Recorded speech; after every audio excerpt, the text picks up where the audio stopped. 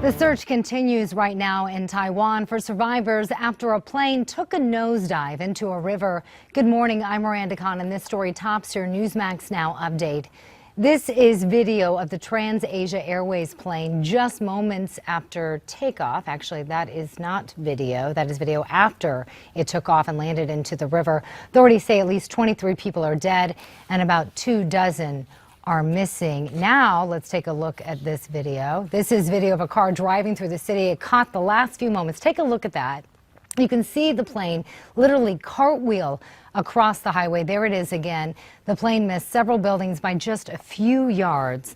The pilot radioed in that an engine had flamed out right after takeoff. 58 people were on board that plane.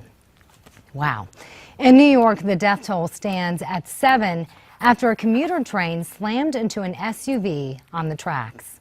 The Metro North train was on its way north out of New York City when it hit the SUV. The vehicle was stuck at a crossing at about 6:30 last night. The train shoved the truck hundreds of feet down the tracks, setting off an explosion. When I noticed the train was on fire as well, that's when I realized that this was probably the worst tragedy I've ever responded to. Again, 7 people died and at least a dozen are hurt. About 800 people were on that train at the time. Jordan's King returns home after ISIS released a video showing the murder of a Jordanian pilot. As you can see, crowds have taken to the streets furious over the killing. Jordan responded by putting to death 2 jihadists, and one of those executed was a woman convicted of a 2005 suicide bombing. There she is.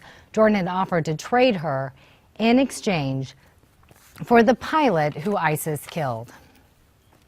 The sheriff in one Colorado county is not too pleased with the Department of Homeland Security. Sheriff Justin Smith has taken to Facebook saying he and other police chiefs have received threats and a letter from the department. It says federal grants would be cut if Congress and the president can't agree on a new budget for the department.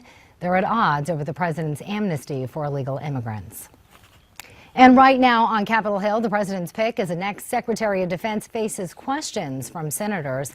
Ashton Carter was nominated to replace the outgoing Secretary of Defense, Chuck Hagel.